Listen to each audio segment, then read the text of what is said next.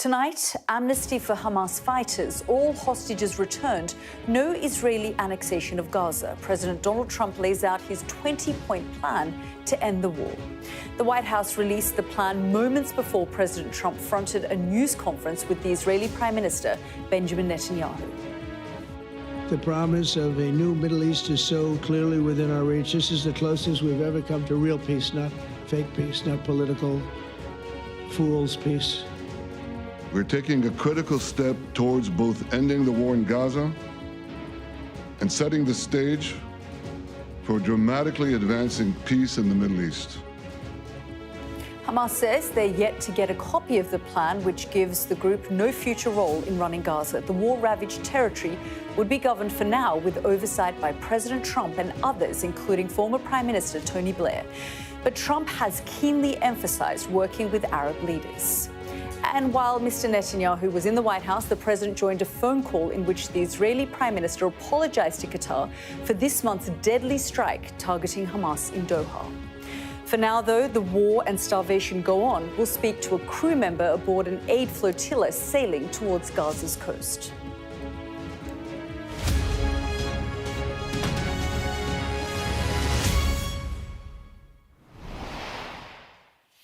Good evening. I'm Yalda Hakim. A lot has happened tonight. The US president has warned Hamas to get on board with a peace plan he's laid out for Gaza or else. Hamas says it's yet to be presented with it. The White House released the 20-point plan just moments before Donald Trump fronted the cameras with Israeli Prime Minister Benjamin Netanyahu. Both said they agree, but took no questions after speaking. We'll bring you the key proposals in a moment, including Tony Blair's involvement. First, let's just have a listen to President Trump's message to Hamas.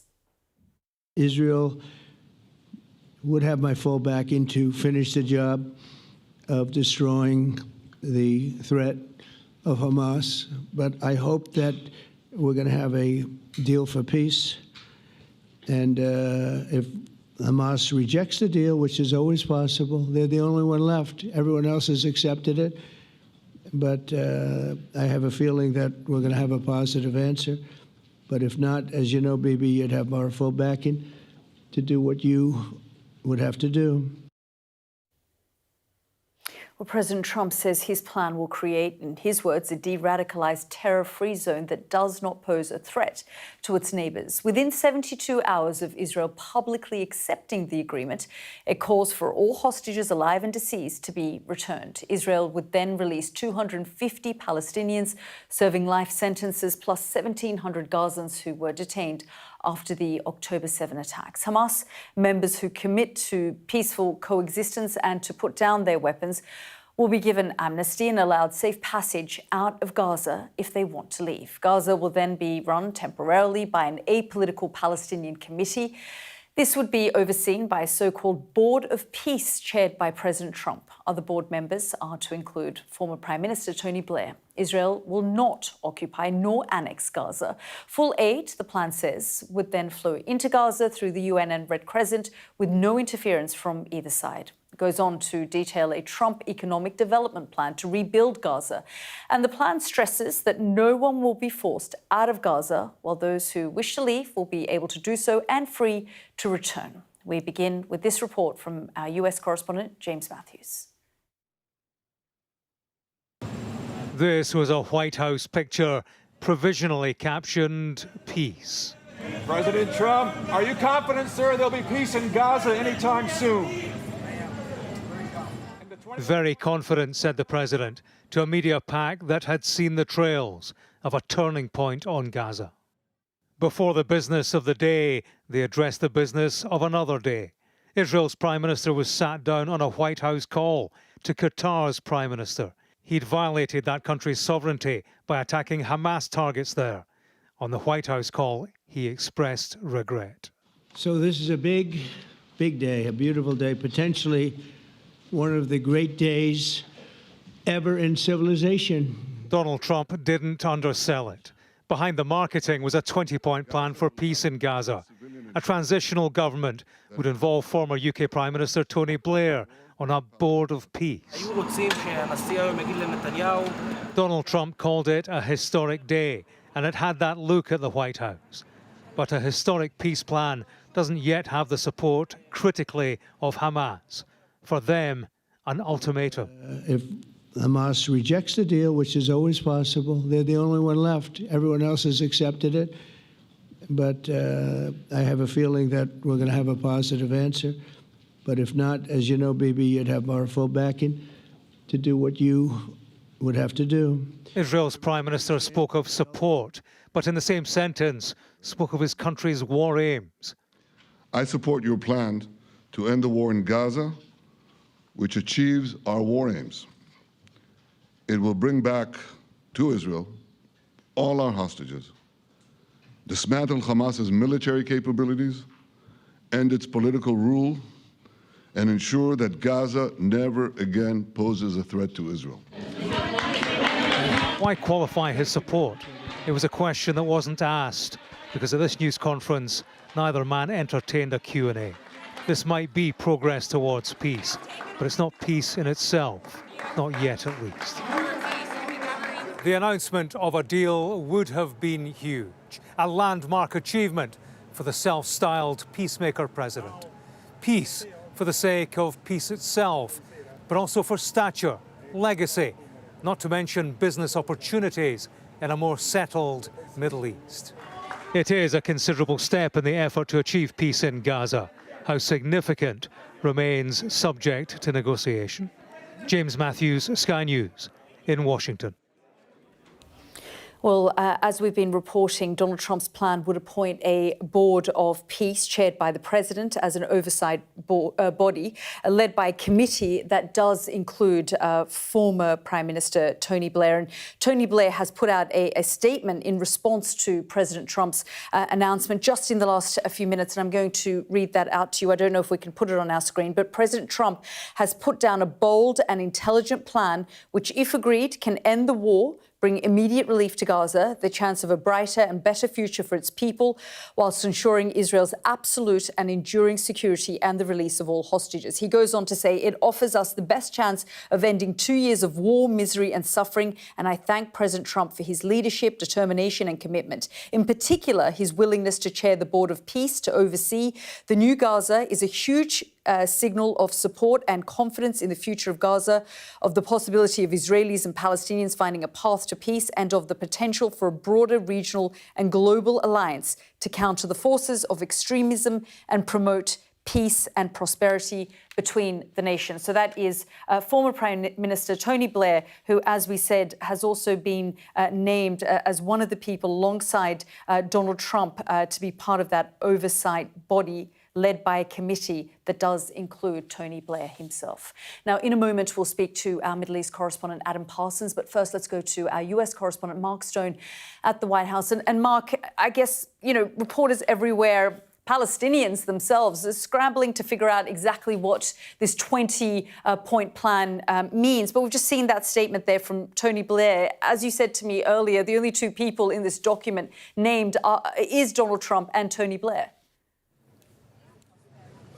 Yeah, and that alone is pretty breathtaking, that they can be the only people who anyone is willing to put down on paper as the two people who will be at the top of this interim governing body that will manage Gaza in the short term. Look, I think it was so telling that two men who love to spar with the media, who love to answer questions, decided on this occasion not to face the music, not to face the many, many questions that many people have got. And the reason for that is because they just don't have the answers. I mean, on the face of it, they will say it's because they don't want to jeopardize this delicate process. But this morning, we were being led to believe that this was it, you know, as James so perfectly put it at the beginning of his report, that this was peace in the making. But it's clear that it's not. One key part of this is missing, and that is Hamas. Like it or not, they have to be part of any peace proposal that comes, because in simple terms, at its simplest, they are holding the hostages. And if those hostages are to be released, then clearly they have to buy into this. And the noises coming out of the Middle East tonight, I'm sure Adam will go into it, are not very positive at all. And to that, the the response from Donald Trump is pretty chilling, effectively, or not effectively, in black and white, saying today in that news conference, if Hamas doesn't agree, well then, Bibi, as he said, you will do what you need to do. Basically, a green light to continue and to go much further in Gaza. So many unanswered questions. It appears to me that what has happened once again is that the Americans and the Israelis are negotiating with each other and then coming up with an ultimatum that they are presenting to Hamas. Now, you know, don't be fooled. There is, in no sense, is Hamas a good faith negotiator in any of this, not a good faith actor in any of this. Of course not. But if you are to try and find some sort of resolution, some compromise, some end to the conflict, then they have to be part of it. Either that or Israel continues with what it's doing in Gaza, and we've seen what that looks like over the past more than 700 days, continue until the bitter end, and what is left of Gaza then. So many unanswered questions. And look, you know, to your point, you raised Tony Blair. I put it to a official in the West Bank, a well-respected advisor to the Palestinian Authority, of course, distinct from Hamas, but also a body that has absolutely no say in this document, in what happens in Gaza until they have reformed, a kind of a loose promise to give them some access to the future of Gaza once they've reformed. When will that be? But look, I put the point about Tony Blair to this official. I mean, I think his answer speaks volumes. He says Palestinians in general don't see Mr. Blair as anything else than a war criminal and a mercenary, and do not expect anything positive coming from his involvement in a region that he has already damaged. The legacy of the Iraq War, Tony Blair's legacy, that is the Iraq War, continues to haunt him. And I think for many people across the Middle East, it will be nothing short of breathtaking that he is being named effectively as a kind of interim prime minister of the Gaza Strip. Yeah, absolutely, Mark. And as you say, we're going to get more voices from Ramallah and the views of the Palestinians in a moment. But let's go to our Adam Parsons, who's standing by in Jerusalem. And Adam, I mean, the idea of peace in the Middle East, you know, seems far-stretched at the moment. I guess if you look at this plan and what comes out of it is a ceasefire, the hostages being released, and some respite from the misery and bombardment that the Gazan people have been going through over the course of the last 2 years, 65,000 plus dead. For now, if that happens, that in itself is a major achievement, let alone all the other points that you know, Trump has put together in this plan. Yeah, that's a big if, though. I think at the moment, I mean, fundamentally, this is a peace deal that's been drawn up without one of the sides. So Hamas not only had no idea, no input into this deal, they weren't even shown it before it was announced to the world. So I think we are awaiting, frankly, any of their conclusions. Hamas officials have said tonight that they will reject any deal that does not involve Palestinian self-determination, but they are going to look at this. They've been provided with the details by, we understand, Qatari and Egyptian intermediaries. It's not a great start, that, for a negotiation for one of the main parties to not be involved, and so much will hinge around Hamas. There is a school of thought here in Israel that Hamas will have to take this deal because it gives them more than they might have expected. They will be given a whole load of their prisoners, including a lot of people who've been taken prisoners since October the 7th, and also they will be given an amnesty. So Hamas fighters who are prepared to disarm will be given an amnesty. Might that be enough to get them across the line? Possibly. One of the things that is in this deal at the moment is a complete lack of any Palestinian self-determination. There is no timeline at all, for instance, of when Palestinians would start running the Gaza Strip. There have already been people who've pointed out to me that within this it says Israel will not annex the West Bank. Well, try telling that to so many people in the West Bank and say we have de facto been annexed for the best part, or for more than half a century. So I think there will be lots within Hamas, within the Palestinian political community, who say there is simply not enough here. And as Mark Stone said to you, the bottom line is Hamas have the cards in that they still have 48 hostages, 20 of them alive and 28 who are not. And also it is complicated here as well in Israel. The reaction from some in the political spectrum here has been very welcoming towards this. But remember, Benjamin Netanyahu's government is propped up by two politicians from the far right, Itamar Ben-Gvir and Bezalel Smotrich, and both of them responded with absolute fury when it emerged that Mr. Netanyahu had apologised to Qatar. This is before the plan was even announced. So in order, Ben-Gvir said there was nothing to apologise for, that Qatar is a state that funds and incites terrorism and has blood on its hands. You should never apologise to them. And Smotrich, almost like he felt he had to have even more invective, actually compared Benjamin Netanyahu, his prime minister, the man he serves in cabinet, with Neville Chamberlain appeasing the Nazis in 1938.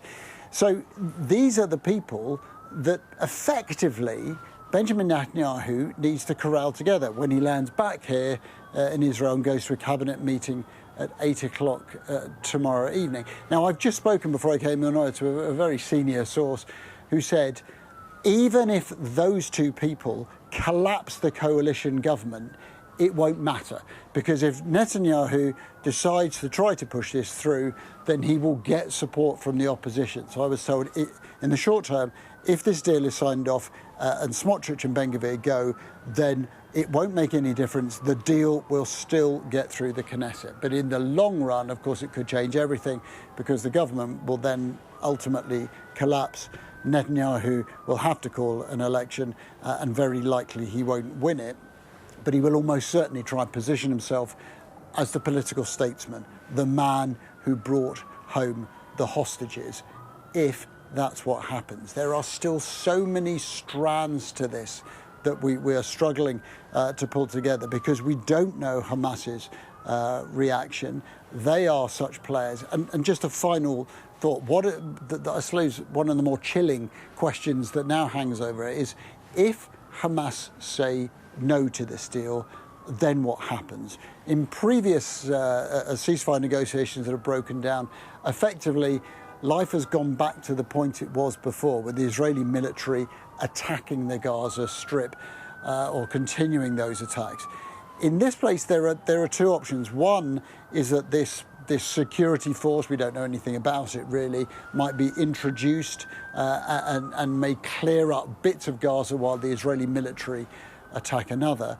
Or, in the words for paraphrasing Donald Trump, if Hamas don't sign up to this, then it's up to Netanyahu to finish it off. And that might mean an even greater bombardment of the Gaza Strip. And of course, we know that 65,000 people have already been killed there. Adam, Mark, thank you both there for all of your assessment. Let's bring in Mustafa Barghouti, Secretary-General and co-founder of the Palestinian National Initiative. Thank you very much, Mr. Barghouti, for joining us here on the programme. You have been in many of these negotiation rooms in the past with Israeli officials, with Western allies. Just give me your initial reaction to this 20-point plan that we have seen this evening. Great disappointment, in particular in the American president, who could not avoid being so biased to the Israeli point of view, who failed even to mention the right of the self-determination of Palestinian people for peace, and who failed to mention that there is a need to end the main core cause of everything we see in the Middle East, which is the Israeli occupation of Palestinian land. And still, this is a unilateral deal so far between Israel and the United States. And presenting it as in a form of ultimatum is not a very productive thing. Of course, stopping the war in Gaza, this genocidal war that has taken the lives and injured more than 11% of the population of Gaza, and ending the whole Israeli plan of ethnic cleansing of the Palestinians from Gaza is useful and positive. But on the other hand, the agreement is full of mines here, and I will mention just three of them. One is that there is no clear plan for Israeli withdrawal from Gaza. What they talk about are stages, and Netanyahu made sure to say that the withdrawal will be slow. That's a recipe for a disaster. And second, that Israel could reactivate the war even after receiving their prisoners or their hostages. That is a very dangerous element. And if there are no guarantees from the side of the United States and other parties that Israel will not reactivate the war, this is a very dangerous element, because also Netanyahu said that he would reactivate his war of genocide on Gaza if he feels that he needs to. And we know very well how manipulative the Israelis can be and how much they can create any moment to justify such an act. And finally, and that's a very, really horrible thing, this imposition of some sort of foreign body to rule Palestinians in Gaza, marginalizing completely the Palestinian existing bodies, including the Palestinian Authority, and bringing in Tony Blair, for God's sake. I mean, Tony Blair was described by his own colleagues as a war criminal. One of the British parliamentarians was saying that the place for Mr. Blair is not in Gaza, but in The Hague for the war crimes that were committed in Iraq. I don't want to speak about the issue of corruption here, but we know very well how much Mr. Blair is obedient to the Israeli side. So in a way, keeping the Israeli troops in Gaza for a long time and bringing in Mr. Blair to be ruling Gaza, that's a recipe for disaster. It's a recipe for continuation of the war rather than ending it. That's why I think there are lots of mines here that have to be dealt with. Yeah, how do you think this will now play out then? When you look at this plan and you say it's a disappointment, do you think now, the ball is in Hamas's court and they are likely to reject this plan and therefore we will see a continuation of the situation in Gaza? I think Hamas, and not only Hamas, but everybody, including even the Palestinian Authority, which is an opponent to Hamas, have a big challenge here. From one side, everybody wants to stop the war. Everybody wants to stop this bleeding that we have, this bloodshed that is going on. We lose every day almost 100 people. Every day Israel kills 25 more children. And everybody wants to avoid the Israeli ethnic cleansing of Gaza, that's for sure. On the other hand, these conditions that are being imposed on Palestinians are totally horrible. So it's a big challenge, not only for Hamas, but actually for all Palestinian groups about what they need to do. The most important thing here... Were you surprised to see the plan and for the PA and various other groups, if we put Hamas to one side, never being consulted? Of course, it's unacceptable. It's ignoring Palestinians' right for self-determination. It's ignoring Palestinians' right to have a state of their own. It's, in a way, a response to all these recognitions that came that affirmed the right of self-determination of the Palestinian people. And that's why I think here Netanyahu will be very happy, because he kept repeating that he will never allow a Palestinian state. And the president of the United States said that he understands that. For God's sake, by which law neither Trump or Mr. Netanyahu have the right to decide that we do not have the right to have self-determination as people, and that we do not have a right to our state of our own, and that we do not have a right to be free from occupation and oppression. That is totally unacceptable. And the issue here is that it's very simple. Whatever the response will be to this plan, and I hope there will be a ceasefire, whatever the response will be, we do understand as Palestinians now that there is a long way of struggle still waiting for us to achieve our goals of freedom, to end occupation, to have a state of our own. And that means, more importantly, that the pressure that is exercised now internationally on Israel, including sanctions, including boycott, including the Freedom Flotilla, should continue. This pressure should not be diffused, and the pressure should continue to end occupation, to end the core cause that led to the 7th of October and that led to all these suffering of the Palestinian people on the ground. Mr. Barghouti, thank you very much for joining us here on the programme. Thank you. I'm joined now by former Israeli diplomat and head of diplomacy at the Hostages and Missing Families Forum, Daniel Sheikh. Mr. Sheikh, thank you very much for joining us. I just asked Mustafa Barghouti his views on this plan. I just want to hear yours because you've worked very closely with the families of the hostages. They've been demonstrating, they've been calling for the government to do more to get the hostages released. Where are they tonight in terms of how they view this plan? Well, obviously hopeful, but very, very cautious. There have been many nearly achieved agreements and nearly achieved exchanges and nearly achieved releases of hostages. So obviously families, many of the families will only, have this sigh of relief when they see their loved ones actually getting out of the white Red Cross cars when the hostages are actually released. But obviously, this is a moment of hope, and clearly the element of urgency about the hostages that is a major part of this proposed agreement is something that the families welcome, obviously. You, as I said, work closely with the hostage families. You also speak to members within the Netanyahu government, the coalition government. What is the government telling you in terms of what they see as the next likely steps? Because we're seeing as part of this plan that, once they publicly agree to this, all remaining hostages will be returned within sort of 72 hours. Well, the truth is that members of the Israeli government are unlikely to speak to me in the current situation. I've been a very strong opposition to them. But I can guess that at least within Likud, people will rally around Netanyahu. And even if ideologically they are reluctant to do so, they will support him. His political problem is outside of his own party. It's some of his coalition partners. But to be honest, I won't be too sad to see them go. I think it's high time for new elections.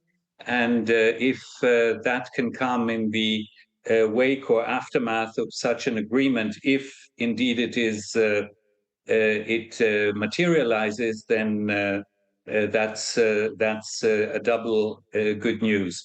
But there is obviously a big question mark about the viability of the agreement. Compared to the extreme pessimism of both your correspondents in Washington and in Jerusalem, I might sound overly optimistic, but it's not. I mean, it is. Hamas is missing in this equation, and obviously they have to fit in. But it's not true to say that it's an agreement that has been brokered only between the United States and Israel. There were many other players involved in the last few weeks. Most of the Arab countries were part of it, and we know of many such contacts during the General Assembly of the United Nations in New York in the last week. Many European countries were involved. And so I think that Hamas will find itself confronted by quite a unified front of both international players, but most importantly, the Arab world and parts of the Muslim world. And that, I hope, will will convince them to agree and to accept the agreement. There's just a few minutes left, Mr. Sheikh, but I just wonder, you talk there about Benjamin Netanyahu's coalition partners. Do you think it'll be as easy as them not agreeing to this and the government, frankly, collapsing and then it leading to another election? Because we know those who look at Israeli politics and have been assessing Benjamin Netanyahu's actions believe that he's done much of what he has done for his own political survival over the course of the last 24 months. Yes, but you know, the timeline is limited anyway. I mean, the normal date of elections is October of 26, a year from now. So, and since he clearly will not, his government won't fall around the approval of this agreement, because as your correspondent rightly mentioned, there is a safety net offered by opposition parties. But he will then choose the date and the issue over which to dissolve the Knesset and to go to new elections. The question of if it's a few months earlier than the law requires or not is a minor one, I think. Daniel Sheikh, thank you very much for joining us here on the programme.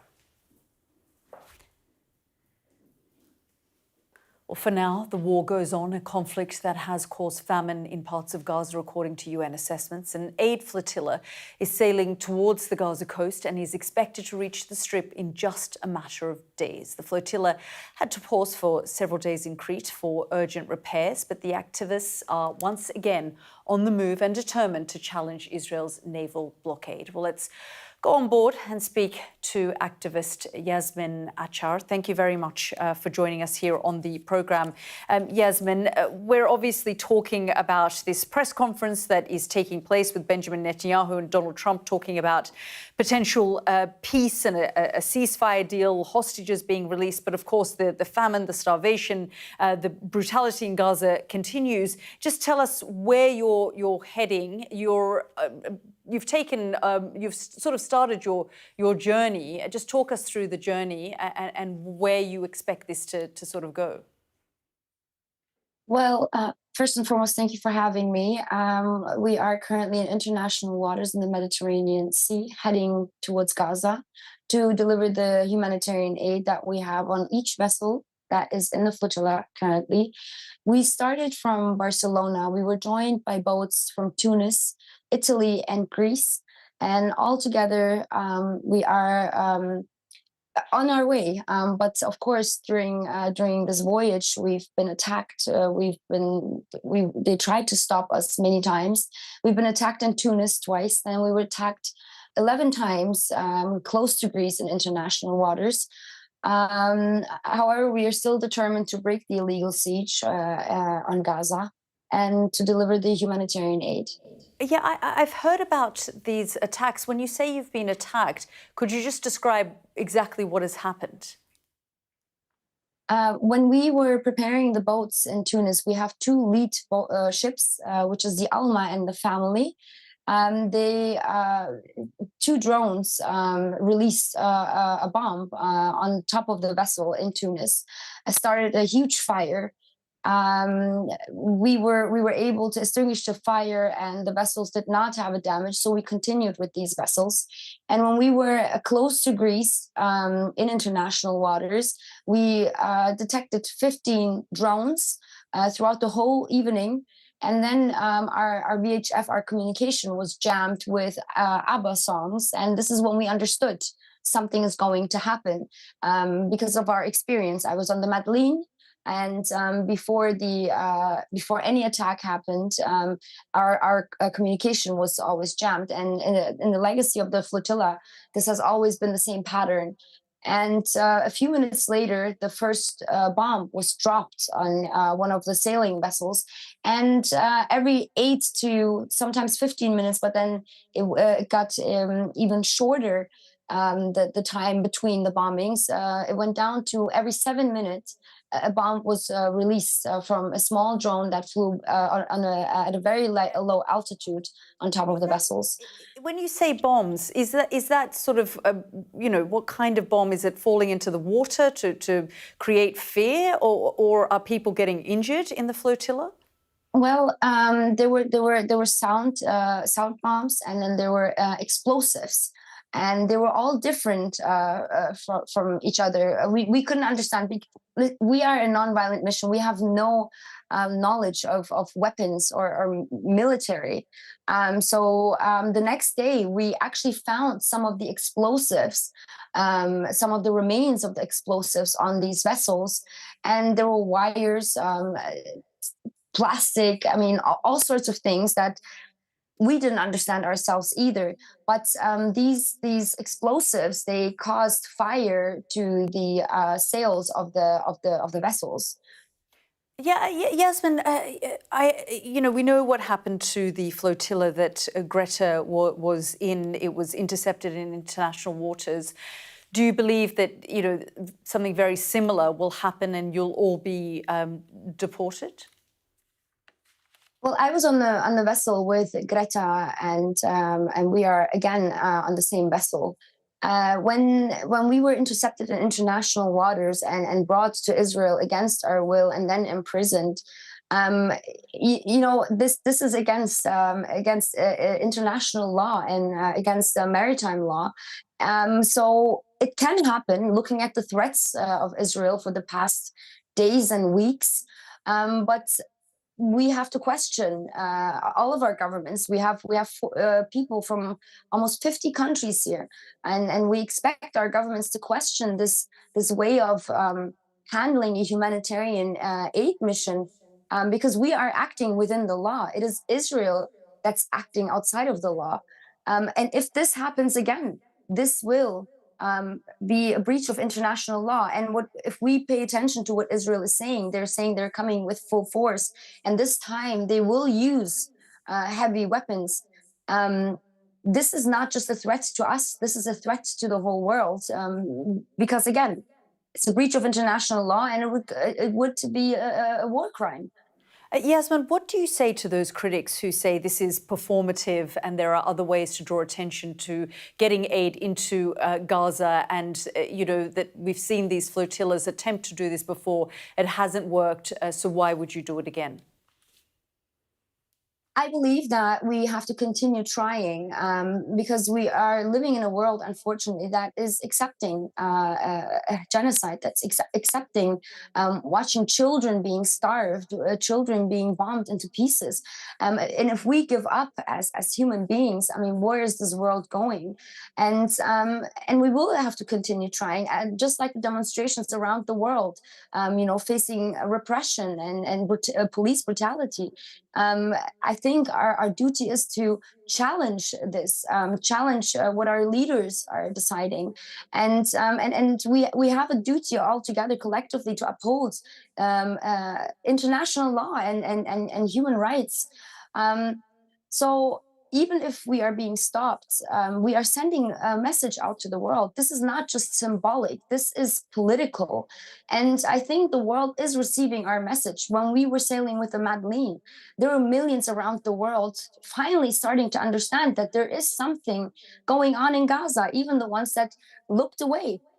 We've been contacted by thousands of people from around the world, and you can clearly see this by the people that signed up to the Global Sumud Flotilla. We had 30,000 signups from around the world, and I think the people around the world asked the question: why are civilians doing this? Why are civilians trying to break the siege? It's because our governments are not doing this. We're talking about an illegal siege of 18 years. And during the genocide, what we've been seeing, but what Palestinians have been experiencing, is a siege on top of a siege. Israel has threatened the whole world that they will starve Palestinians, that they will mass slaughter on 8th of October. And they did exactly that. And no one, literally no government, has stopped them. There's no accountability. There's no condemnation. And this needs to end. This needs to stop. Yasmin Jaj, thank you very much for joining us.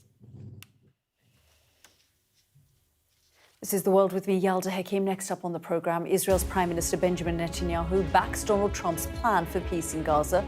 We'll have more reaction to his proposals next.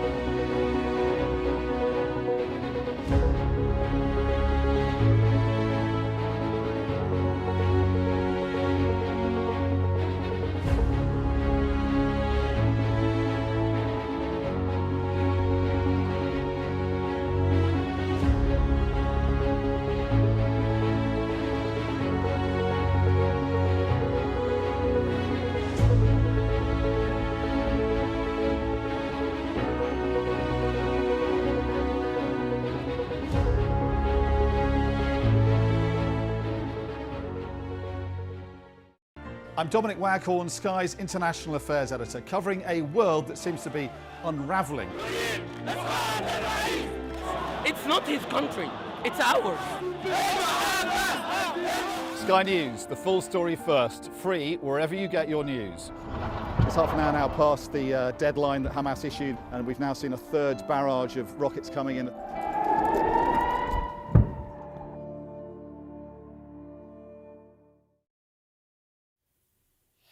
Welcome back to the programme. I just want to bring you some more of what the Israeli Prime Minister Benjamin Netanyahu had to say tonight at the White House. He spoke alongside President Trump, who announced his 20-part peace plan for Gaza. Mr. Netanyahu had this warning to Hamas to accept the proposals. If Hamas rejects your plan, Mr. President, or if they supposedly accept it and then basically do everything to counter it, then Israel will finish the job by itself. This can be done the easy way, or it can be done the hard way, but it will be done. We prefer the easy way, but it has to be done. That was Benjamin Netanyahu a little earlier. I'm joined now by Gaith Al-Omari, Senior Fellow at the Washington Institute for Near East Policy. Thank you so much for joining us here on the programme. Just first of all, your reaction to this 20-point plan. Thank you, Yalda. Actually, I mean, I would say I'm cautiously optimistic. I think this is the first time that we've seen a plan that not only deals with the narrow issue of ending the war and the hostage deal, but places it in a larger context of day after reconstruction, rehabilitation, and attempts later on to resolve the Palestinian-Israeli conflict. So I'm cautiously optimistic because I see a momentum behind it. Mr. Amari, I just spoke to Mahmoud Mustafa Barghouti, and he said that he was quite pessimistic and negative about this because basically Palestinians are not at the table, they're on the table yet again. What would be your assessment of that? I mean, first of all, which Palestinians? Hamas cannot be at the table because Hamas, frankly, is a terror organization that did what it did on October 7th, etc. The Palestinian Authority has disqualified itself by being basically inactive and lacking credibility. What is special in this particular time is we've seen Arab states at the table. We've seen Saudi Arabia. We've seen also the backers of Hamas. Turkey and Qatar. So I think, yes, the Palestinians are not there, but Arab and Muslim states that have Palestinian interest in mind were very much part of formulating this. So you're saying you're cautiously optimistic. How do you see this being rolled out then? Do you see the initial steps of, a potential ceasefire, hostages being released, Palestinian prisoners being released? Is that the kind of, the steps that we're seeing? Is that how you think it may be rolled out? I mean, first of all, we've seen the plan. And let me just caution in the beginning to say that, this is not a legal document. This is a roadmap. So, dates will change, etc. But the kind of sequence is clear. You have an Israeli announcement of accepting this, then Hamas. Immediately after that, within a few days, Hamas will release all hostages. There will be a prisoner exchange, and we'll start seeing an Israeli withdrawal. Now, these things never really happen, smoothly, and there will be kinks on the road. But with the right kind of engagement, with the right kind of sustained pressure from the Americans, but also from the Arabs, there's a chance for this to work in ways that others did not work. But again, I remain cautiously optimistic because, frankly, neither Benjamin Netanyahu nor Hamas in the past have proven to be terribly reliable. Yeah, are you concerned about language that was used at the press conference where, Donald Trump basically said, if Hamas doesn't agree to this, then Benjamin Netanyahu, you will do what you need to do. Are we likely to, the flip side of all of this is, it never gets off the ground and the violence continues? I mean, in a sense, I'm not concerned only because this has been going on already. To be honest, I just don't see what more Israel can do in terms of intensity of the attacks. I don't see how much more support the U.S. can give, or the Trump administration can give Netanyahu. So the worst case scenario, if this doesn't work, we go back to an already tragic situation. It's worth a try.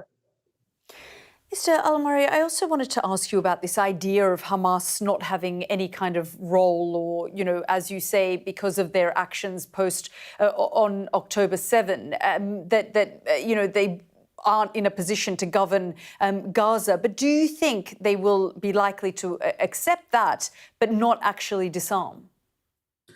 They've already said that they're willing to get out of the official civilian governance of Gaza as long as they keep their arms. That's a non-starter. That's a non-starter because who fires the shots calls the shots at the end of the day. If they have guns, they will be de facto in control.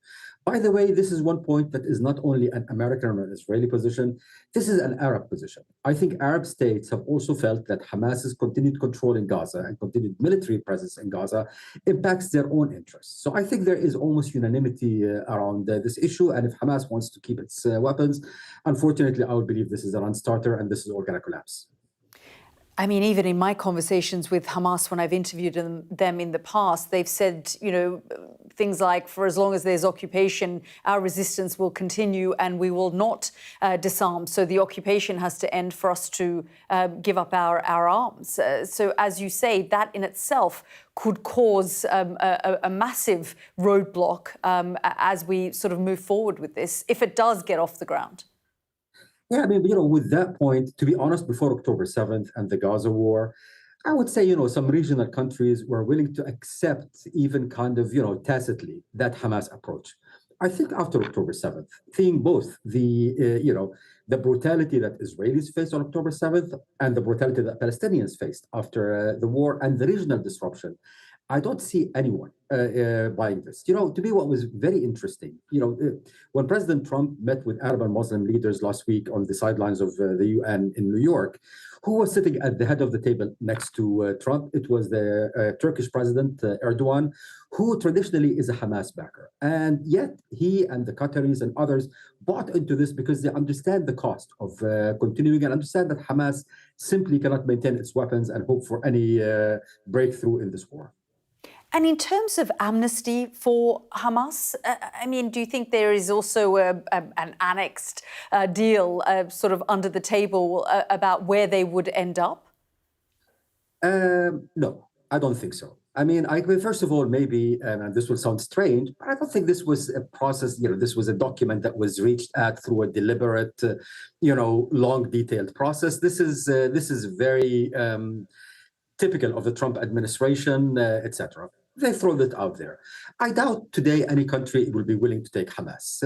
Honestly, the ones who were hosting them in the past, the Qataris, they paid the price. And it's not only the Israeli attack a few weeks ago, they paid a reputational price, etc. It's very unlikely today for any country to want to host Hamas. Maybe a distant country like Algeria, etc. But most countries will be looking at saying, you know what, if we host Hamas, next thing we know, bombs are going to start going up for our capital. Do we really want that? So the Hamas guys also have it hard. Gaith Al-Amari, fascinating talking to you. Thank you very much for joining us here on the programme. Thank you. Now to Sir Tony Blair's role in joining President Trump in overseeing the proposed transitional government in Gaza. Trump singled out the former Prime Minister as a good man, but the consequences and feelings about his role in the Middle East conflicts run deep. I'm joined now by Chris Doyle, Director at the Council for Arab-British Understanding. Hello, good to have you on the programme, Mr. Doyle. This question around Tony Blair, earlier I spoke to a Palestinian guest who said it was outrageous. He described Tony Blair as a war criminal. How do you think this is going to land in the region? Well, it wasn't landing very well when this idea came out because of Blair's history in the Middle East. Yes, he's been a successful Prime Minister of Britain, but in the Middle East, he's remembered for the Iraq War of 2003, for the occupation of Iraq and the disaster that brought to Iraq that it hasn't even recovered from today. But then there was also the 8 years when he was the Middle East Quartet envoy. And for Palestinians, at least, they saw very little improvement in their situation during that time. And therefore, there's little credibility or trust in Tony Blair. I think for Palestinians and indeed Arabs generally, they would not see him as somebody who was fighting for Palestinian rights, for their freedom, for their dignity, but rather more as a spokesperson for the Trump administration and indeed other Western powers. And now we see in the latest evolution of the Trump proposal that actually it won't be Blair heading this international transitional board. It will be President Donald Trump himself, and Blair will be part of that board. And it uses the term to supervise the Palestinian technocratic administration in Gaza. Well, the idea of foreign powers supervising Palestinians to run their own territory will go down very badly. This will be seen as colonial. This will be seen as their outside world dictating to them. It should have been done in a way that the international community was coming in to assist, to advise, but not to oversee. And therefore, this means that it's undermined its ability to work in Gaza right from the start, because nobody's going to take seriously that Donald Trump, as president of the United States, with everything that he does, from running the country to playing golf, is going to be devoting a huge amount of time to the detail of what is going on in Gaza. And even Tony Blair, as Quartet envoy, was very much somebody who was in and out of the job. He was dipping into it rather than what I believe is necessary, a full-time international role, assisting in the transition, probably somebody with deep UN experience who has had experience in such transitional arrangements, for example, in East Timor, in Kosovo and elsewhere, because this is a very tough, complex environment. You have to be able to deal with all sorts of different factors, and you have to have, above all, I cannot emphasize this enough, the trust of the people you are attempting to deal with, to offer a better future, the Palestinians in Gaza. Yeah, do you think this then creates a sort of conundrum for the Palestinians, putting Hamas to one side, you know, once the hostages are released, that they frankly, for now, have to accept this arrangement because they want to see an end to the war in Gaza. They want to see a ceasefire and an end to the killing. So they will find themselves accepting that and alongside it, all of this other stuff. Well, this is a Netanyahu-Trump deal. It's a take it or leave it deal. It is, for Hamas, it's a surrender or die deal because they have to agree to basically give up all their arms, all their infrastructure and so forth, the ability to leave the Gaza Strip to some unknown country. So for them, it would be essentially trying to survive, to fight for another day in whatever form. But if they refuse, President Trump was very clear that he would allow Israel to do whatever it so wished, which I think is definitely the wrong approach. That actually gives Netanyahu an incentive somehow to try to undermine any chance that Hamas might accept this deal. Because for Netanyahu, the problem will be, how does he actually convince his coalition, his very fragile coalition, of accepting this deal? Because there are certainly elements to this that they are never going to accept, particularly those very extreme ministers like Ben-Gvir and Smotrich, but not only them. So the mentioning, for example, of a credible pathway towards a Palestinian state or amnesty for Hamas fighters who give up, that's not going to be welcomed by them at all. Chris Doyle, we'll have to leave it there. Thank you very much for joining us here on the programme. Thank you. Well, that's it for The World tonight and our extensive analysis of President Trump's Gaza peace plan. More to come from me next in Sky News at 10. More analysis on the developments that we've seen both in Washington and in the Middle East. Good night for now.